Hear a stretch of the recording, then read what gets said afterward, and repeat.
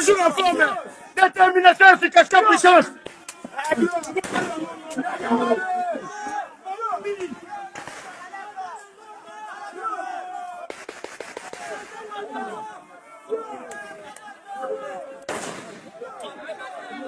Walikale, Bouimba repasse sous contrôle des FARDC et alliés.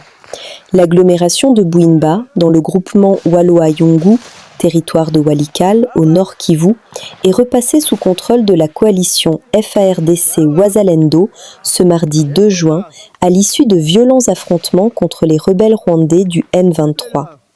Selon des sources d'Afro-Info 243, les forces loyalistes ont lancé une offensive contre les positions rebelles à Bouimba la nuit de dimanche et les combats se sont poursuivis jusqu'à ce mardi. Les rebelles ont été repoussés jusqu'à Kilongo, près de Kassopo, à Massissi. Ce mardi, en début d'après-midi, l'armée a attaqué les rebelles dans leur repli à Kilongo.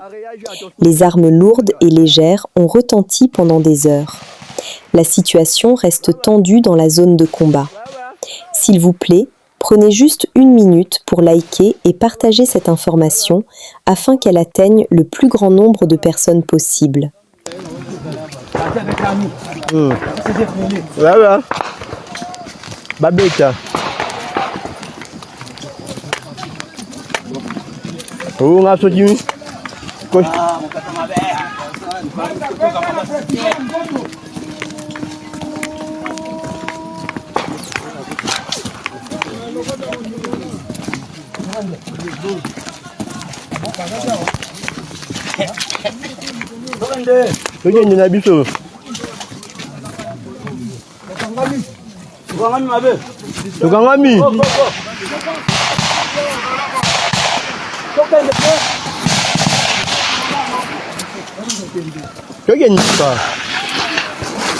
Prenez juste 1 minute pour liker et partager cette information afin qu'elle atteigne le plus grand nombre de personnes possible.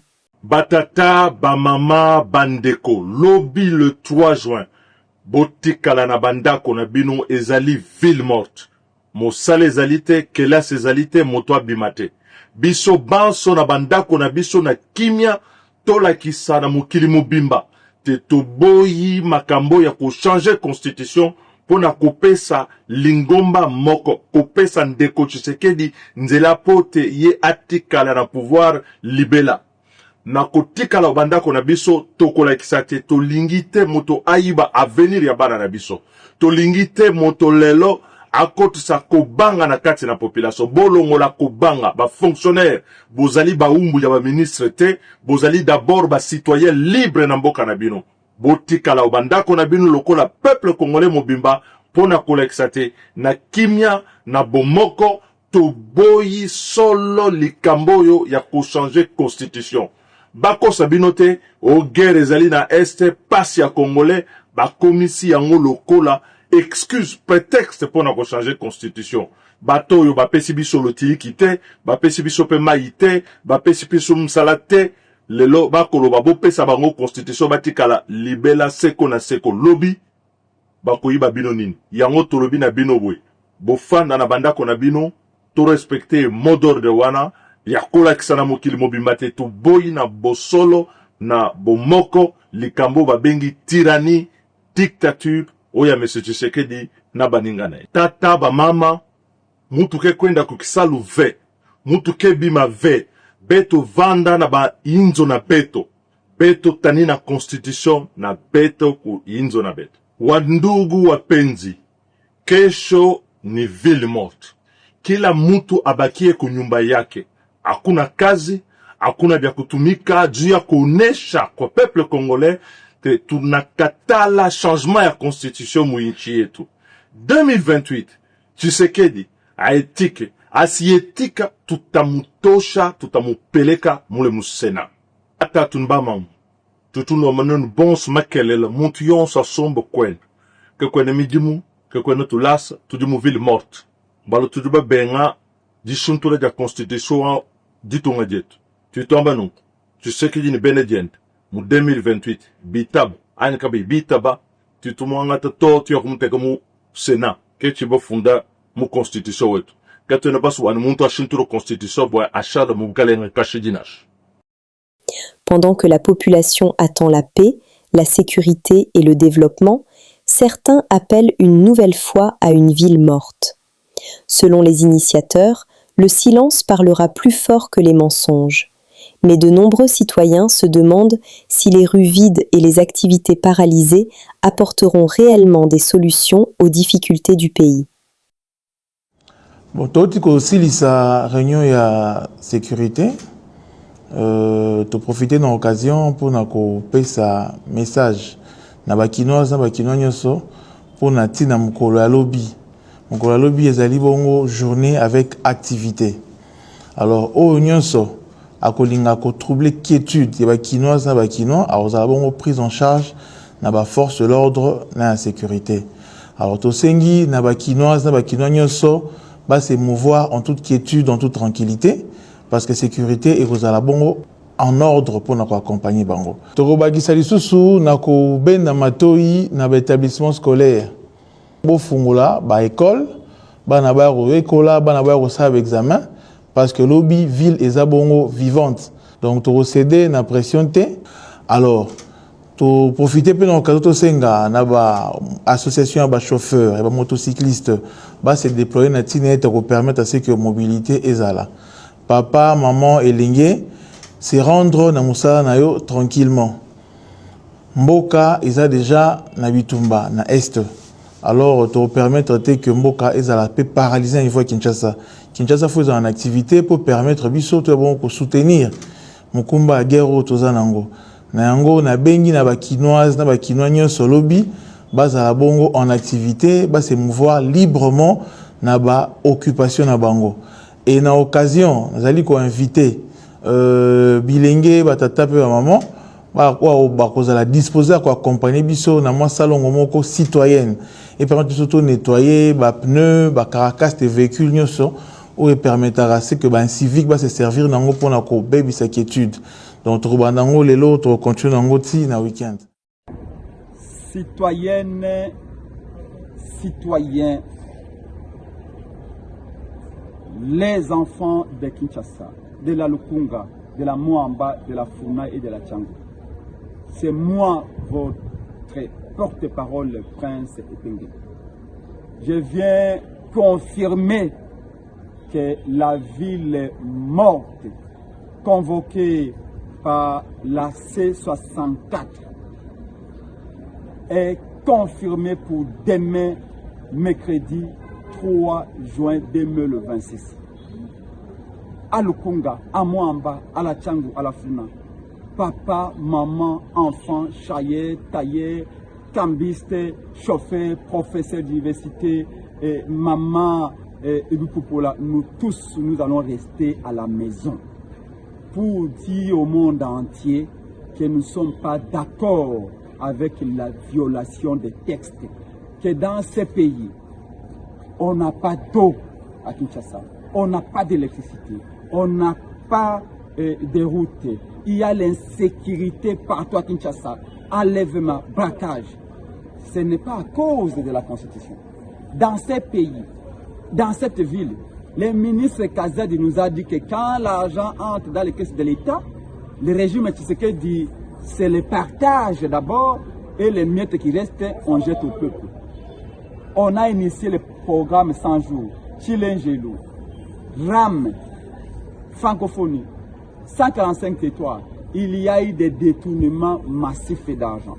Est-ce que c'est la Constitution qui avait demandé au régime Tshisekedi de détourner? Non. Le problème du Congo, ce n'est pas la Constitution. C'est la qualité des hommes. C'est la méchanceté des dirigeants. Mosengo ne disait-il pas à l'ancien régime que les médiocres dégagent? C'est la médiocrité qui continue. On peut changer 1000 constitutions. Il n'y aura pas de changement tant que l'homme n'aura pas changé. D'où nous vous demandons de rester à la maison. On nous insulte par l'IDPS que si vous ne sortez pas, vous n'allez pas manger. Mais l'IDPS avait promis aux Congolais que lorsqu'elle va arriver au pouvoir, les Congolais mangeront 3 fois par jour, matin, midi et soir. Après 7 ans au pouvoir, les Congolais mangent à tour de rôle. Papa mange, les enfants mangent lundi, mardi, mercredi, jeudi. Papa va manger vendredi, samedi, dimanche. ça veut dire que la situation s'est dégradée davantage. Et pour tout cela, nous allons dire non, M. Félix Tshisekedi. Respectez la Constitution, respectez les sangs de Rossimo Kendi, respectez les sangs de Thérèse qui a été versé pour protéger la Constitution sous l'Ancien Régime. Demain, mercredi 3 juin, tous à la maison. Nous appelons par ailleurs le gouverneur de la ville et le ministre de l'Intérieur. La force du progrès a appelé à organiser 3 marches demain. Nous ne voulons pas de désordre, que la force du progrès choisisse un autre jour. Mais M. Tshisekedi a trahi son serment. Il avait juré devant le peuple et devant Dieu qu'il protégera la Constitution. C'était le 20 janvier 2024. Aujourd'hui, Tshisekedi revient sur son serment, trahit la promesse faite à son Dieu et la promesse faite au peuple. Pendant que le peuple cherche à avancer, d'autres semblent miser sur la tension et la confrontation. Une question demeure.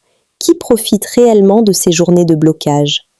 La synergie des associations des chauffeurs de taxi et de taxibus invite l'ensemble des chauffeurs à exercer leurs activités en toute liberté. nazoyebisa na biso nyonso bakumbi mituka ya engumba ya Kinshasa na banzi malamu que c'est depuis une semaine où tozana pour parler pour na makambo o etali musala na biso pe secteur na biso ya transport.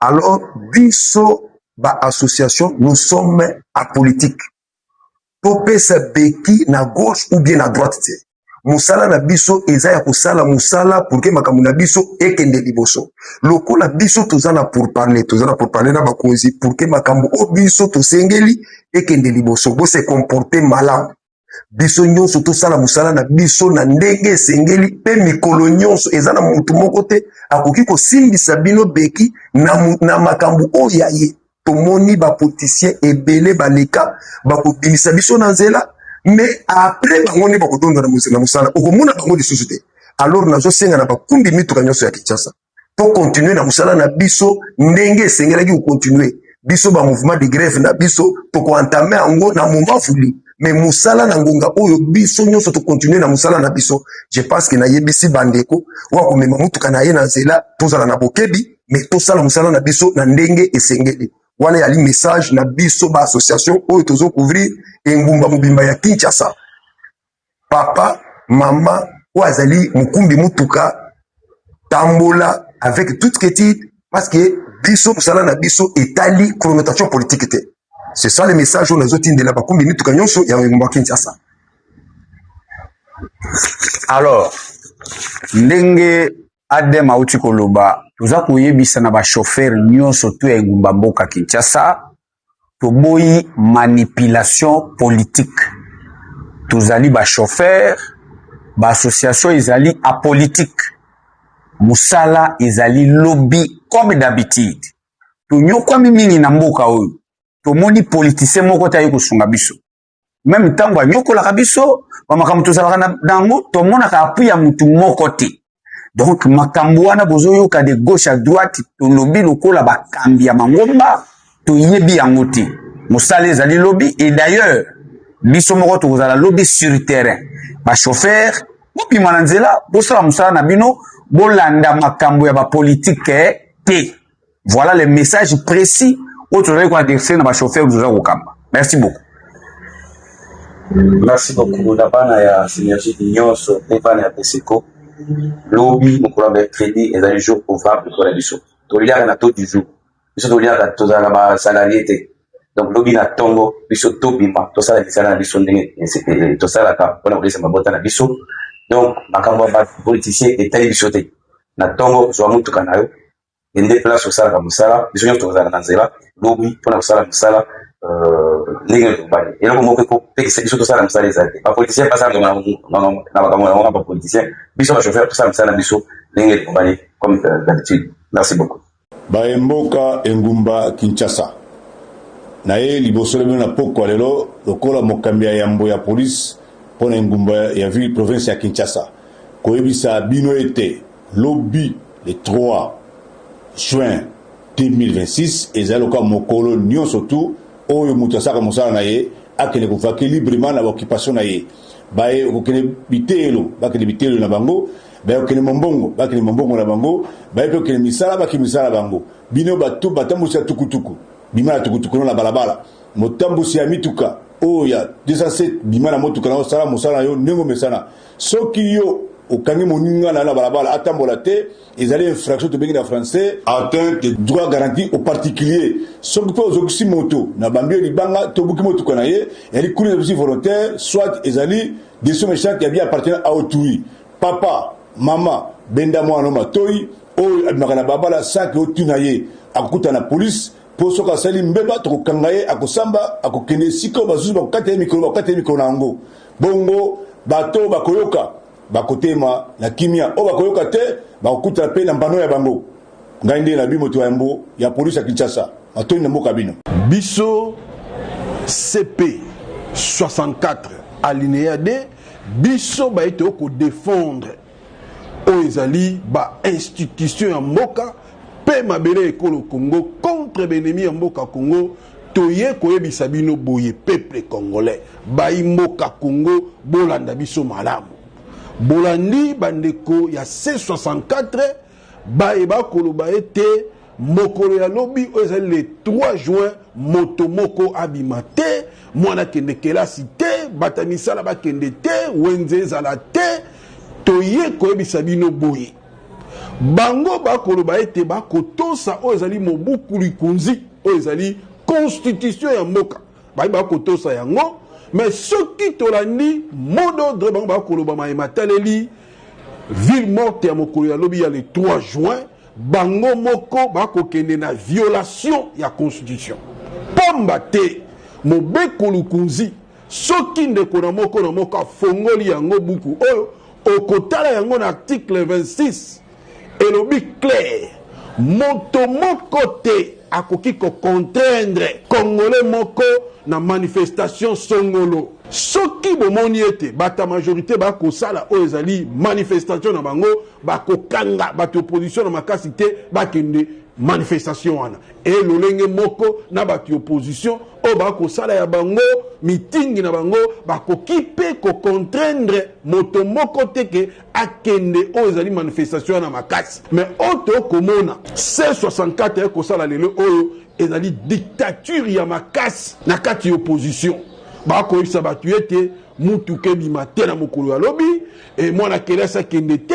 bata misala babima te bazocontraindre oyo ezali peuple congolais na mayema taleli makambo matali manifestation elanda nsimi oyo ezali article 26 ya kati ya constitution mais yango biso tokoyebisa bino bana ya mboka Congo banso elongo moto na ngonga salaka mosala na ye oyo abimaka na ndako bima kende bana kelasi bakosala baexamen babima bakende kosala baexamen na bango mais tokoyebisa bino oyo moko moto nyonso akomona lobi mutuka na ye kayase kende na C64 landa bango kuna moto nyonso akomona ke mwana abimaki lo bakende kelasi ekazongi te tosengi na baboti nyonso bokende kolanda bana na bino na C64 esika ete bango bakoyeba wapi bakotya bana wana pamba te balobi ke bana babima te bakocontraindre population congolaise tosengi na bana mboka ya Congo banso elongo tobima tosala misala na biso lolenge tosalaka mokolo na mokolo pamba te mosala nde ezali oyo kopesa biso nde valeur. À la suite de ces récentes descentes sur plusieurs artères et infrastructures de la ville de Kinshasa, notamment aux abords du Grand Marché, le président de la République a constaté une fois de plus la persistance de l'insalubrité dans la capitale. Et toutes ces rues qu'on a réhabilitées, elles doivent rester dans cet état. Et gare à vous si je retrouve encore les mêmes saletés que j'ai vues hier.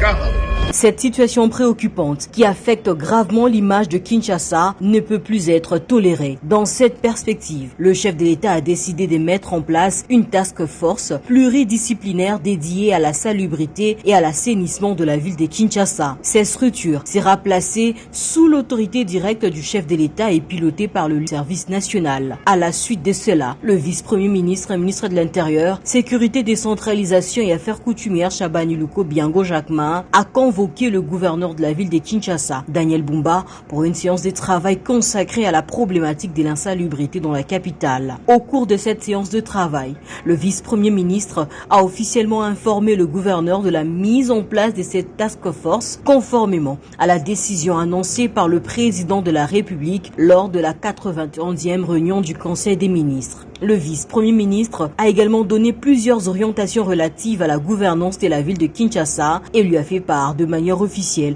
de la mise sur pied de la task force. À l'issue de cet entretien, le gouverneur a annoncé une opération à dater de ce mardi 2 juin d'une opération de lutte contre l'insalubrité.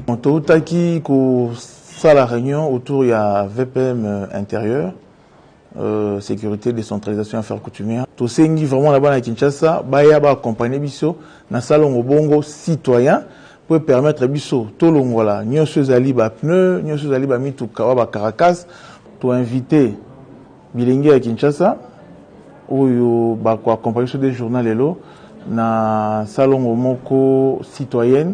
Donc ezali bongo interpellation. Pour faire en sorte que le journal soit les cas bien. Cette consultation va se poursuivre au cours de la semaine avec une nouvelle séance de travail qui réunira les membres du bureau de l'Assemblée provinciale de Kinshasa. Nous sommes arrivés à la fin de cette édition. Merci à vous de nous avoir suivis jusqu'ici. Si vous avez apprécié ces contenus, n'oubliez pas de vous abonner à notre chaîne, d'activer la cloche de notification pour ne rien manquer de nos prochaines vidéos. Likez et partagez cette vidéo. On se retrouve très prochainement. À bientôt.